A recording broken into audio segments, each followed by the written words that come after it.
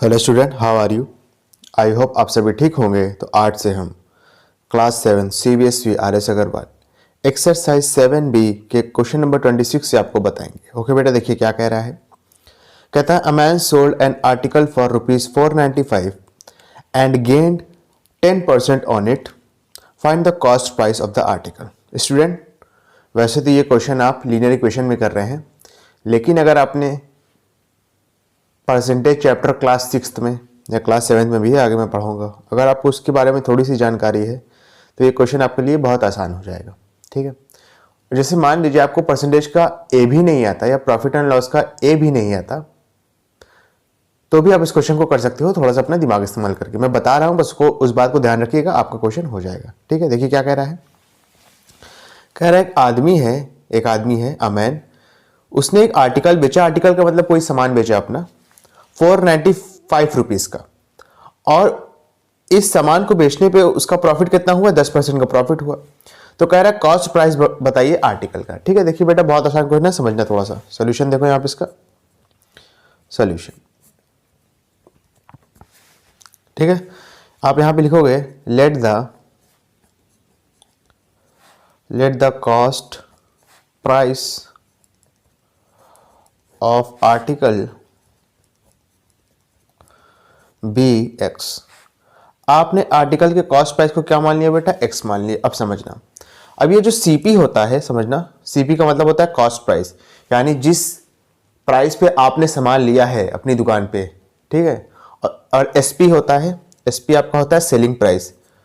SP वो price को कहते हैं जिस प्राइस पे आप कस्टमर को सामान बेचोगे। मान लो आप दुकानदार हो, आपका दुकान है, तो आप जिस प्राइस पे होलसेलर से सामान लोगे उसको कहेंगे कॉस्ट प्राइस सीपी, और जिस प्राइस पे कस्टमर को सामान बेचोगे उसको कहेंगे सेलिंग प्राइस। ठीक है, तो कॉस्ट प्राइस अपने आप में 100% होता है। पहली चीज तो आप ये ध्यान रखो, क्या होता है? कॉस्ट प्राइस अपने आप में 100% होता है। ठीक है, अगर मान लो गेन होगा, अगर गेन होगा, तो जैसे मान लो कॉस्ट प्राइस था आपका 50 रुपए, ठीक है ना, और सेलिंग प्राइस था 60 रुपए, तो यहां पे क्या हुआ है बेटा? यहां पे गेन हुआ है। ठीक है, तो ये जो सेलिंग प्राइस है ना, ये सेलिंग प्राइस है, ये मोर देन 100 हो जाएगा। इस बात का बस आपको ध्यान रखना है, क्या हो जाएगा? More than 100%। समझो बेटा, सेलिंग प्राइस कॉस्ट प्राइस अपने आप में 100% होता है। कॉस्ट प्राइस उस प्राइस को कहते हैं जिस प्राइस पे आप होलसेलर से सामान लेते हो अपनी दुकान के लिए। जैसे मान लो आपकी एक दुकान है। सेलिंग प्राइस उसको कहते हैं जिस प्राइस पे आप कस्टमर को सामान दोगे। कॉस्ट प्राइस मान लो 50 रुपए था, सेलिंग प्राइस आपका 60 रुपए है, तो 10 रुपए का गेन हुआ ना, फायदा हुआ। ठीक है, कॉस्ट प्राइस अपने आप में 100% होता है, और जाहिर सी बात है यहां पे फायदा हुआ है, तो सेलिंग प्राइस का परसेंटेज क्या हो जाएगा कॉस्ट प्राइस के मुकाबले? मोर देन 100%, क्योंकि यहाँ पे फायदा हुआ है। यही थोड़ा सा कॉन्सेप्ट उठा के आप यहाँ पे लगाओगे, बहुत आसानी से क्वेश्चन हो जाएगा। ठीक है, इतनी चीजें आपको थोड़ा सा पता होनी चाहिए थी इस क्वेश्चन को करने के लिए। चलिए करते हैं। देखो, कह रहा है a man sold an article for ₹495 and get 10%। कह रहा है एक आदमी ने ₹495 का आर्टिकल बेचा, और उस पर उसको फायदा कितने का हुआ? 10% का। जैसे मान लो सेलिंग प्राइस कॉस्ट प्राइस मान लो 100% था, और 10% मुनाफे के बाद सेलिंग प्राइस क्या हो जाएगा? 110%। समझ में आई मेरी बात जो मैंने यहां पे कहा? कॉस्ट प्राइस अपने आप में 100% होता है, यहां पे कह रहा है फायदा हुआ है 10% का, तो सेलिंग प्राइस कितना हो गया होगा?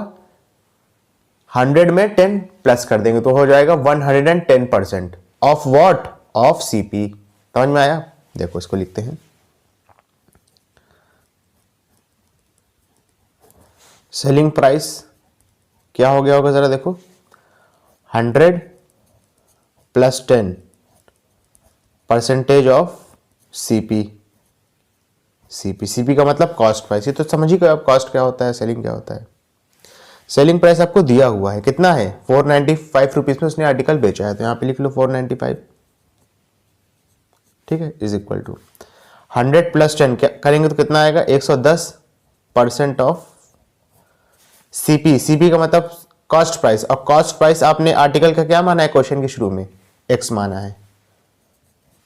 ठीक है, 110% ऑफ एक्स। जो बच्चे परसेंटेज पढ़ चुके हैं या प्रॉफिट एंड लॉस पढ़ चुके हैं वो तो समझ गए होंगे अब क्या करना है। जिन्होंने नहीं पढ़ा मैं बता देता हूँ, आसान है। हो जाएगा 495, ये परसेंटेज दिया है, 110% दिया है ना। परसेंटेज को फ्रैक्शन में कन्वर्ट करने के लिए अपॉन में 100 कर देते हैं, बस इतना सा फंडा है। क्या है, 110% दिया है, परसेंटेज को फ्रैक्शन में कन्वर्ट करने के लिए अपॉन में 100 कर देते हैं। तो 110 है, 110 लिखा, अपॉन में 100 कर दिया, 110% फ्रैक्शन में कन्वर्ट हो गया। ऑफ का मतलब होता है इनटू, ये आपको पता होना चाहिए अगर आपने बॉड मास पढ़ा है थोड़ा सा, और यहाँ पे x लिख दोगे, ठीक है ना। x की वैल्यू पता करनी है, जानते हो आप कैसे पता करोगे, 100 को 495 के मल्टीप्लाई में भेजोगे, 110 को 495 के अपॉन में ले आओगे, ठीक है, ले आते हैं। चलो हो जाएगा 495, ठीक है, इंटू 100 अपॉन में 110 is equal to X. Is equal to कितना हो गया बेटा, x हो गया। क्लियर है। अब देखो 0 से 0 कैंसिल आउट हो जाएगा, 11 से ये दोनों गिनतियाँ जा रही हैं, 11 बन जा 11, देखो 11 4 जा 44, 49 में से 44 माइनस करेंगे बचेगा 5, और आगे भी लिखा है 5, तो हो जाएगा 55। डिवाइड कर रहा हूँ बस, ठीक है, 55 हो जाएगा, फिर 11 5 जा कितना हो जाएगा, 55 हो जाएगा। यहाँ बचा 45, यहाँ बचा 10, 45 को 10 से मल्टीप्लाई कर देंगे तो हमको x की वैल्यू पता चल जाएगी। x की वैल्यू कितनी आ जाएगी, ₹450। क्लियर है, समझ में आया। तो आपका जो कॉस्ट प्राइस था, जो आपका सीपी था कॉस्ट प्राइस, ये कितना आ गया, ये आ गया ₹450। यानी उस आदमी ने 450 रुपए का कॉस्ट खरीदा है होलसेलर से सामान, कस्टमर को कितने प्राइस में दिया है, 495 में, यानी उसका फायदा हुआ है। कितने का फायदा हुआ है, 495 में से 450 माइनस कर देंगे, ठीक है, 45 रुपीज़ का उसका फायदा हुआ है। समझ में आया ना, थोड़ा बहुत भी अच्छे से। ओके, चलिए इसके बाद अपना नेक्स्ट क्वेश्चन करेंगे इसी एक्सरसाइज का। समझना बेटा, आसान क्वेश्चन है वो भी। देखो क्या कह रहा है, कह रहा है the length of a rectangular field is twice its breath.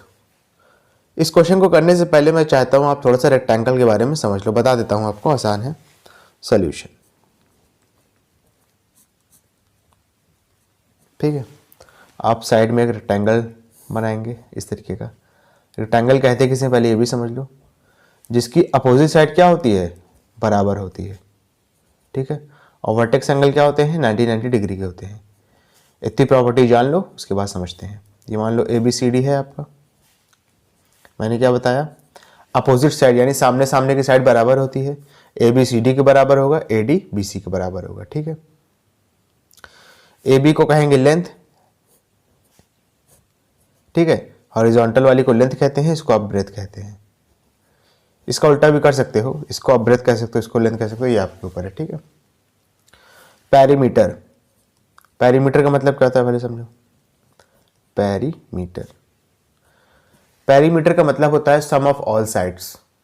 अगर आपको कोई फिगर दे दिया जाए और पूछा जाए कि उसका पेरीमीटर बताओ, तो आप क्या करोगे, उस फिगर की जितनी भी बाउंड्री है, जितनी भी साइड है, उठा के सबको प्लस कर दोगे, ठीक है।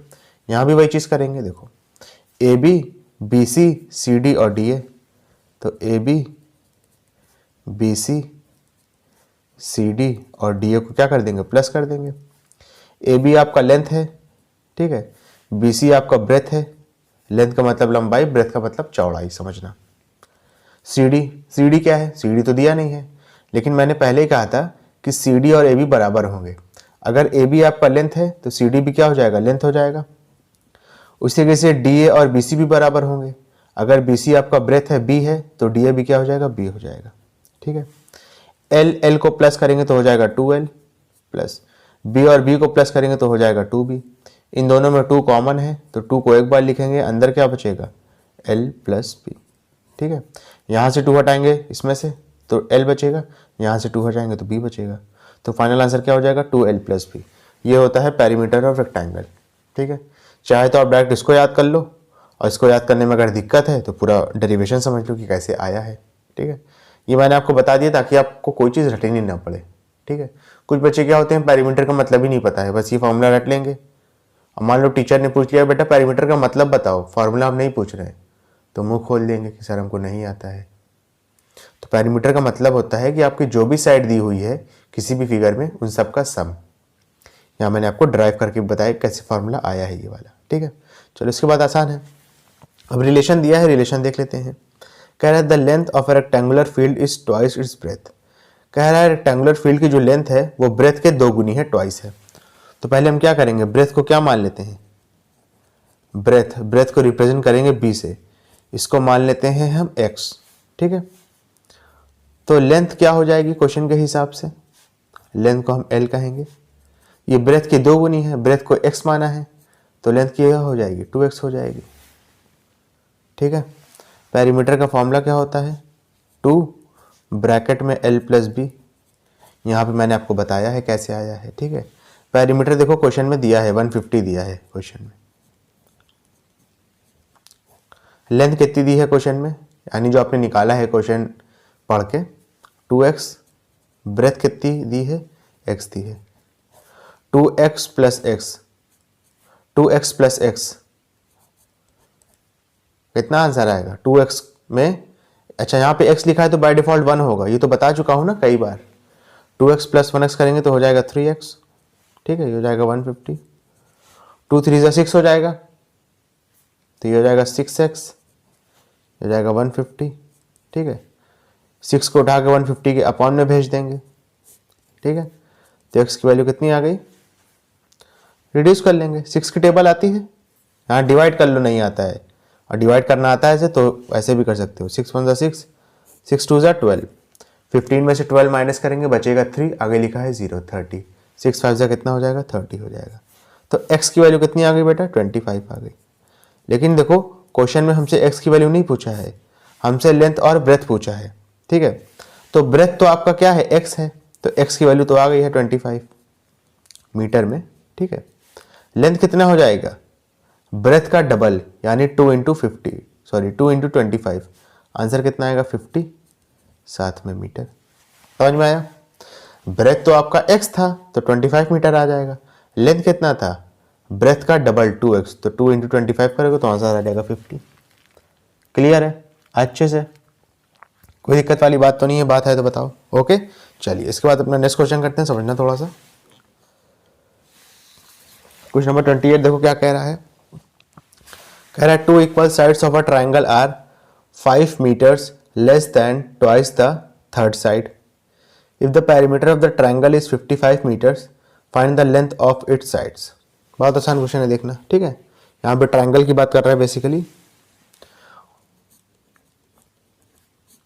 ट्राइंगल में भी बात कर रहा है आइसोसेलेस ट्राइंगल की। ट्राइंगल भी 3 टाइप के होते हैं, इक्विलेटरल, आइसोसेलेस, स्केलिन, ठीक है। फिलहाल हम आइसोसेलेस के बारे में समझते हैं जो हमें इस क्वेश्चन में दिया हुआ है।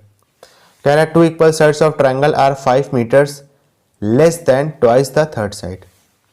कह रहा है 2 इक्वल साइड है ट्राइंगल में और उसका रिलेशन दिया हुआ है, ठीक है। तो पहले यहाँ पे हम एक ट्राइंगल बना लेते हैं, ठीक है। इस ट्राइंगल को कह देते हैं ABC और मान लेते हैं कि AB और AC आपस में बराबर है। और जिस ट्राइंगल में जिस ट्राइंगल में अगर आपकी 2 साइड बराबर है तो उस ट्राइंगल को एक स्पेशल नाम दिया जाता है जिसको कहते हैं आइसोसेलेस ट्राइंगल, ठीक है ना।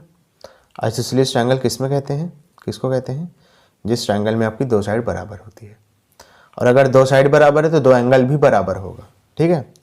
AC के अपोजिट है एंगल B और AB के अपोजिट है एंगल C, तो एंगल B और एंगल C भी आपस में क्या होगा, बराबर होगा।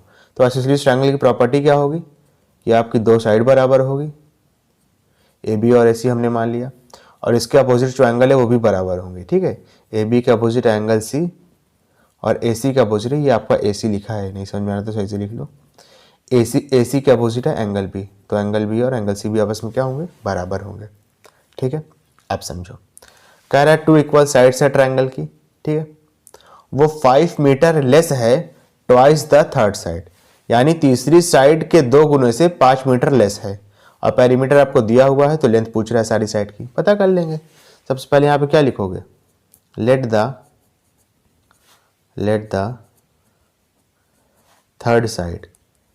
थर्ड साइड मान लो BC है, ठीक है, BX हमने मान लिया कि तीसरी साइड आपकी BC है और उसको x मान लिया है, ठीक है। देन टू इक्वल साइड्स, तो जो आपकी दो इक्वल साइड्स है कौन कौन सी, AB एंड AC, ब्रैकेट में लिख लो AB and AC will be वो कितनी हो जाएगी क्वेश्चन के हिसाब से। देखो थर्ड साइड का कह रहा है पहले डबल करो, ट्वाइस करो, फिर उसमें से 5 मीटर लेस कर दो। तो थर्ड साइड तो x है, इसका ट्वाइस करेंगे तो हो जाएगा 2x, फिर इसमें से 5 मीटर लेस करेंगे तो -5 कर देंगे। समझ में आया अच्छे से, यही मेन था क्वेश्चन का, उसके बाद कर लोगे आप, ठीक है। उसके बाद पेरीमीटर का फॉर्मूला लगा दो। पेरीमीटर का बेसिक फार्मूला क्या होता है, फार्मूला छोड़ो, पेरीमीटर का बेसिक मतलब क्या होता है, जितनी भी आपको साइड दी हुई है सबको उठा के क्या करना है बेटा, प्लस करना है, यही तो होता है ना, प्लस कर दो, AB plus BC plus CA, यही तो होता है। पेरीमीटर आपको दिया है कितना, 55 मीटर्स, यहाँ पे लिख लो 55। AB आपको कितना दिया है, 2x माइनस 5 लिखो। BC आपको कितना दिया है, x दिया है। CA कितना दिया है, 2x माइनस 5, ठीक है। अब देखो 2x मिलके हो जाएगा 4x में x प्लस करेंगे तो हो जाएगा 5x, ठीक है ना। अच्छा -5 प्लस करेंगे तो भैया माइनस माइनस तो प्लस होता है, दोनों को जोड़ दो तो आएगा 10, लेकिन साइन लगेगा माइनस का क्योंकि दोनों माइनस में है, ठीक है। हो जाएगा 55। -10 को जब आप इस साइड शिफ्ट करोगे लेफ्ट हैंड साइड में तो -10 है, इधर आएगा +10 हो जाएगा, तो 55 + 10 = 5x, ठीक है। इन दोनों को प्लस करो तो हो जाएगा 65 = 5x। x की वैल्यू क्या आ जाएगी, 65 के अपॉन में 5 शिफ्ट हो जाएगा, 5 × 5 5 × 5, 6 में से 5 माइनस करेंगे बचेगा 1, आगे लिखा है 5 तो हो जाएगा 15, तो 5 × 3 = 15 हो जाएगा।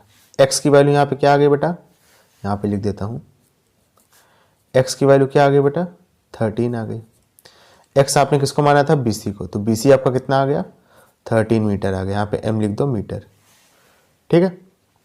इसे कहते AB और AC कितना हो जाएगा, लिख लो यहाँ पे AB = AC = 2x माइनस 5 था, यानी 2 × x माइनस 5, 2 × x की जगह पे 13 पुट करेंगे, -5 कर देंगे, 2 को 13 से मल्टीप्लाई करेंगे आएगा 26, उसमें से 5 को माइनस कर देंगे, आंसर कितना आएगा 21 आएगा। वो भी इसकी यूनिट क्या रहेगी, मीटर रहेगी, m, ठीक है। तो जो इस ट्रायंगल की साइड आ गई वो कितनी आ गई, एक साइड होगी आपकी 13 और दो साइड होगी AB और AC 21 सेंटीमीटर। क्लियर है अच्छे से। चलो इसके बाद अपना नेक्स्ट क्वेश्चन करेंगे, समझना थोड़ा सा। देखो क्या कह रहा है कह रहा है 2 complementary angles differ by 8, find the angles. बहुत आसान क्वेश्चन है, बस यहाँ पे आपको कॉम्प्लीमेंट्री और सप्लीमेंट्री एंगल्स का मीनिंग पता होना चाहिए, आप कर लोगे क्वेश्चन आराम से। समझना, कॉम्प्लीमेंट्री एंगल्स उन एंगल्स को कहते हैं जिनका सम आपस में 90 डिग्री होता है, और सप्लीमेंट्री एंगल्स उन एंगल्स को कहते हैं जिनका सम आपस में 180 डिग्री होता है। अच्छा, आपस में इसका मतलब क्या है, यानी दो एंगल्स का, ठीक है। अगर दो एंगल का सम 90 डिग्री है, 90 डिग्री है तो उसको कॉम्प्लीमेंट्री कहेंगे, अगर दो एंगल का सम 180 डिग्री है तो उसको सप्लीमेंट्री कहेंगे। याद करने का तरीका भी जान लो, बच्चे इसमें बहुत कंफ्यूज रहते हैं। पहले C आता है उसके बाद M आता है, सॉरी पहले C आता है फिर S आता है, कॉम्प्लीमेंट्री सप्लीमेंट्री। पहले C आ रहा है तो मतलब इसका सम कम होगा तो ये 90 पे होगा, बाद में S आ रहा है तो इसका सम ज़्यादा होगा तो ये 180 पे होगा, ठीक है ना। कॉम्प्लीमेंट्री सप्लीमेंट्री, C पहले आता है तो इसका सम कम होगा 90 होगा, S बाद में आता है तो उसका सम ज़्यादा होगा 180 होगा, ठीक है। इस तरीके से याद करना है। अच्छा, उसके बाद क्या कह रहा है, कह रहा है 2 कॉम्प्लीमेंट्री एंगल्स हैं जिनका डिफरेंस आपस में 8 है, तो दोनों एंगल्स बताने हैं। समझ लो, अगर इस चीज़ को नहीं समझ पा रहे हो तो एक चीज़ और समझ लो, मैं एक एग्जांपल के जरिए और बता दे रहा हूँ आपको। 2 है और 10 है, इन दोनों का डिफरेंस आपस में कितना है, 2 है और 10 है, इन दोनों का डिफरेंस आपस में कितना है, इन दोनों में फ़र्क कितना है, 8 का फ़र्क है 8 का फ़र्क है ना। अच्छा, अब इसी क्वेश्चन को थोड़ा सा पलट देते हैं। मैं कहूं आपको एक नंबर 2 दिया है और दूसरा नंबर जो है वो आपको दिया नहीं है, लेकिन दोनों नंबर का डिफरेंस कितना है, 8 है, तो क्या आप दूसरा नंबर बता लोगे? बिल्कुल बता लोगे भैया। 2 में 8 को प्लस कर दोगे 10 आएगा, दूसरा नंबर 10 हो जाएगा। ऐसे ही तो करोगे ना। तो वही सेम चीज यहां भी करेंगे। ठीक है, एक कॉम्प्लीमेंट्री एंगल्स को आप x मान लोगे, दूसरा क्या हो जाएगा x प्लस 8 हो जाएगा, उसके बाद आप निकाल लेंगे। समझ में आया? चलो सोल्यूशन देखो इसका, समझना बेटा। ठीक है, जो मैंने आपको एग्जांपल दिया है उस एग्जांपल को थोड़ा सा गौर से सुनिएगा, समझ में आएगी चीजें। ठीक है, तो आप यहां पे क्या लिखोगे, लेट 1 सॉरी आप लिखोगे let the complementary angle be x।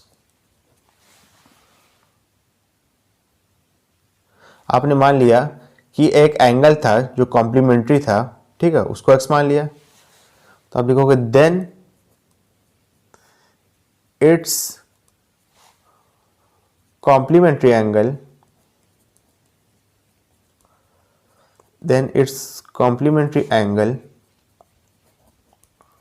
will be x plus 8।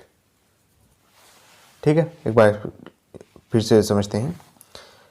आपने एक एंगल को, अच्छा आप यहाँ पे कॉम्प्लीमेंट्री मत लिखो, चाहो तो यहाँ पे सिर्फ लिखो let the angle be X. दो बार अगर कॉम्प्लीमेंट्री लिखोगे तो थोड़ा सा आपको कंफ्यूजन हो सकता है दिमाग में। ठीक है, समझना।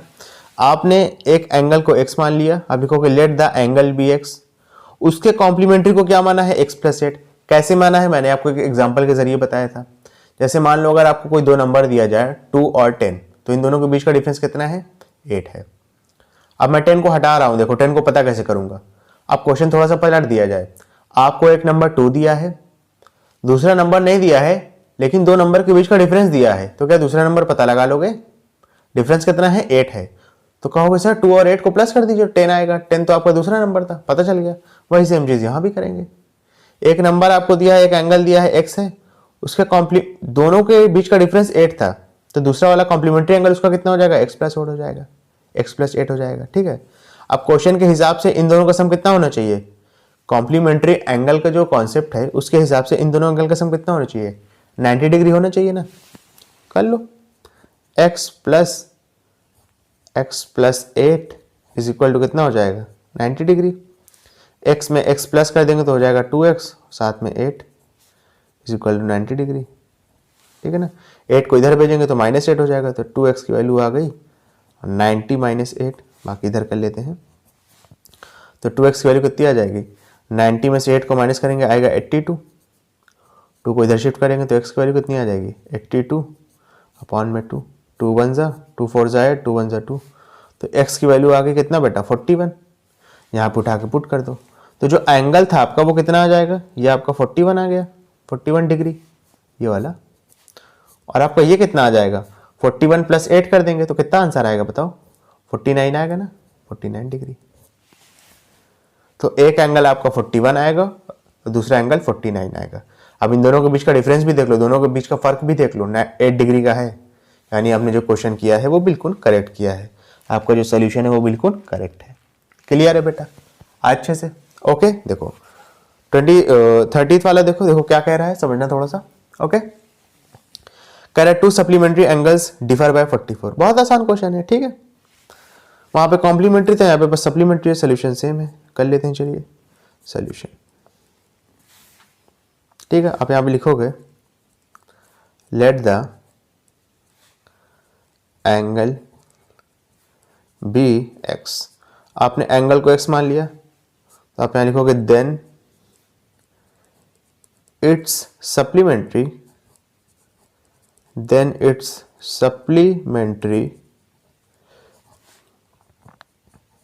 विल बी, सप्लीमेंट्री क्या हो जाएगी बेटा, x प्लस 44 हो जाएगी, और दोनों का सम कितना होगा, 180 डिग्री होगा। कर लो, x प्लस 44, चाहो तो इसको ब्रैकेट में रखो x प्लस 44 को, चाहो ऐसे रखो, ये आपकी मर्जी है। ब्रैकेट में रख देते हैं ताकि दोनों अलग अलग दिखें, ये एक एंगल एक दूसरा एंगल, दोनों का सम कितना होगा बेटा, 180 डिग्री होगा। x और x को प्लस करेंगे तो हो जाएगा 2x plus 44 is equal to 180 degree. ठीक है, यहाँ पे देखो 44 को इधर भेजोगे तो हो जाएगा 2x इज इक्वल टू हो जाएगा 180 माइनस 44। क्लियर है? तो x की वैल्यू कितनी आ गई बेटा 136 अपॉन में 2, 2 6 जा 12, 1 और 6 बचेगा 16, तो 2 8 जा 16 हो जाएगा। x की वैल्यू कितनी आ जाएगी बेटा 68। x की वैल्यू कितनी आ गई 68 आ गई। तो यहाँ पे देख लेते हैं, यानी जो आपका एंगल था वो तो x था, वो कितना आ गया 68 आ गया। दूसरा एंगल कितना होगा उसका सप्लीमेंट्री x प्लस 44 हो जाएगा, यानी x की जगह पे क्या पुट करेंगे 68 प्लस 44, प्लस कर लेंगे, आंसर कितना आएगा 4 और 8 मिलकर हो जाएगा 12, 12 पे 2 कैरी लगा 1, 6 और 4 10, 10 और 1 11। आंसर कितना आ गया 112 डिग्री आ गया। ठीक है, तो जो दो आपके एंगल होंगे वो होंगे आपके 68 डिग्री और अगला क्या हो जाएगा 112 डिग्री। क्लियर है बेटा? अच्छे से, कोई दिक्कत वाली बात तो नहीं है। स्टूडेंट, अगर आपको वीडियो पसंद आई तो इसको लाइक करें, कमेंट करें, शेयर करें और इस वीडियो को उन बच्चों तक जरूर पहुंचाएं जो कोचिंग को अफोर्ड नहीं कर सकते। Thank you.